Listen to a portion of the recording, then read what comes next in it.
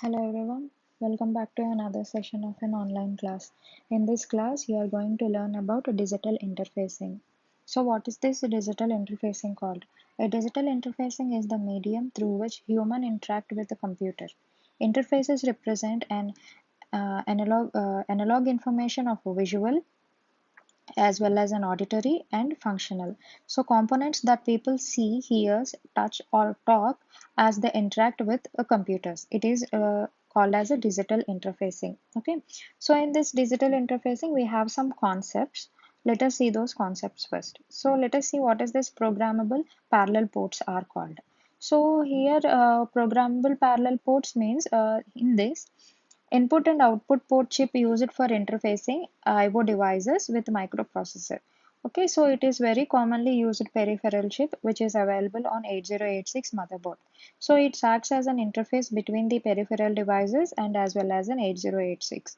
So it has a three input ports, input and output ports, namely it has an port A, port B and port C to transfer parallel data each of 8 bit.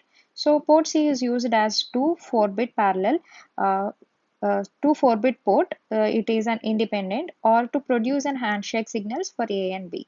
So here the I/O signals classified in two groups. So group 1 consists of PA7 to PA0 and PC4 to PC7, and group B consists of PB7 to PB0 and PC0 to PC3. Okay, so there are some methods for passing this parallel data. So here we have a four methods for passing parallel data. They are simple I/O, simple strobe, single handshake and input and output, and double handshake input and output. So first let us see what is this a simple input called. The three I/O ports, namely port A, port B, and port C, transfer parallel data of each 8-bit, as we all know. So, in this port C is used as a two 4-bit port, which are independent halls to produce handshake signals between port A and port B. So here a port A group signals are from PA7 to PA0 and PC4 to PC7, and port B group signals are from PB7 to PB0 and PC0 to PC3, where to transfer the parallel data. Okay, this is a simple I/O port. Coming to the simple strobe, it is a valid data which is present on an external device only at a certain time. So it must be read at the time. It must be read at the time. So for example, when a key is pressed, circuit and keyboard stands out corresponding ASCII code. On 8 parallel data lines, and it sends the strobe signal on the other line to indicate valid data is present on the data lines. For higher speed data transfer, the sender will send data bytes transfer faster than receiving the system called read. Okay, so hence handshake scheme is used. So coming next, we have a single handshake. So it sort out peripheral devices outputs and some parallel data and send the signal to a microprocessor. So here microprocessor detects the signal, that means a strobe input signal, and sends a peripheral to indicate it has an acknowledgement. It has an acknowledgement input. It sends that, and that means a microprocessor sends that acknowledgement input peripheral to indicate data has been read, and peripheral can set next byte 2 of a data. So here handshaking ensures the peripheral devices does not send data until receiving system indicates with an acknowledgement input that is ready to receive a next byte. Okay, so coming to the double handshake, the sender asserts here the sender asserts and receives raises to the acknowledgement input. So here the external device then send a data byte and raises that and receives read the data from the acknowledgement input. Okay, so this is about the double handshake. Now let us see what is this handshake called.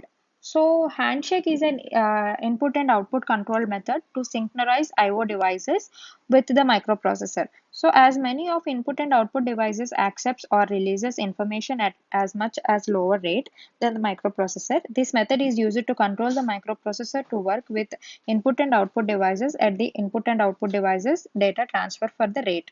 So there are two types of handshaking signals. One is a single handshake signal and the next one is a double handshake signal. So coming to the single handshake, it sort of the peripheral devices output and some parallel data and send the signal to the microprocessor. So here microprocessor detects the signal and sends to the acknowledgement to peripheral to indicate the data has been read, and peripherals can send next byte of the data.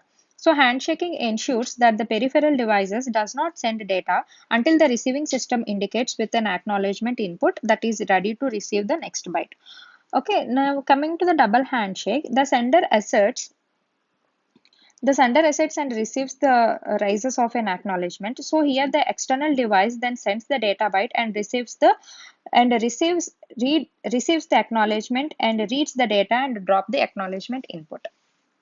Okay, this is about the double handshake. So coming to this handshake signals we have. So in this handshake signals for devices that illuminate the 8255 protocol. That means devices that emulate the 8255 protocol supports two handshake signals. So first one is a handshake trigger, also called as a strobe input, and next one is an acknowledgement input handshake event, also called as an input buffer fall. Okay, input buffer full and output buffer full. Okay, these are about the handshake signals. Now let us see what is this interfacing a microprocessor to a keyboard. So when we press a key on a computer, we are activating a switch. There are many different ways of making these switches. We have four ways here. They are mechanical key switch, membrane key switch, capacitive key switch, and Hall effect key switch. So now let us see what is this mechanical key switch called. In mechanical switch keys, two pieces of a metal are pushed together when you press phosphor bronze ally with gold plating on the contact areas. So the key switch usually contains a spring to return the key to a non-pressed position and perhaps a small piece of a foam to help damping out the bouncing. Okay, so here mechanical switches are relatively inexpensive, but they have several disadvantages. First, they suffer from a contact bounce, and a pressed of a key may makes and break a contact with several times before it makes a solid contact. Okay, this is about the mechanical switch. Now let us see what is the membrane key switch called. So these switches are really a special type of mechanical switches. They consist of a three-layer plastic or a rubber sandwich. The top layer has a conductive line of a silver link running under each key position. So the bottom layer has a conductive line of a silver ink running under each column of the keys. When you press a key, you push the top ink line through the hole to contact the bottom link line. The advantages of a membrane keyboard is that they can be made as a very thin sealed units. They are often used on a cash registers in a fast food restaurants. The lifetime of a membrane keyboards varies over a wide range. Okay, so now let us see what is this capacitive key switch is called. So a capacitive key switch has two small metal plates on the printed circuit board and another metal plate on the bottom of the piece of a foam. So coming to the working, when we press a key, the movable plate is pushed closer to the fixed plate. This changes the capacitance between the fixed plates.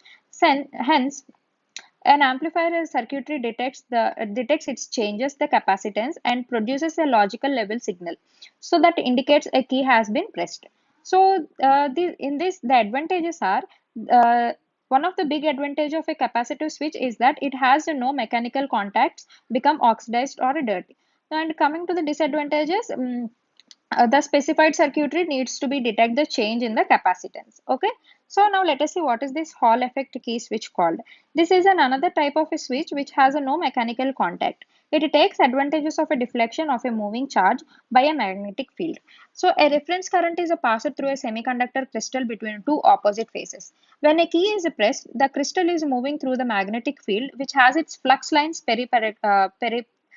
perpendicular to the direction of a current flowing in the crystal. So moving the crystal through the magnetic field causes a small voltage to be developed between two of the other opposing faces of the crystal. So here Hall effect sensors are also used to detect the motion in many electric controlled machines. So Hall effect keyboards are more expensive because the more complex switch mechanism, but they are very dependable and have a typical rated lifetime of 100 million or more key shots. Okay, so this is about the Hall effect key. So this is the total concept of a digital interfacing. In my next class, I will explain about an analog interfacing. So I hope you understand this video. Thank you.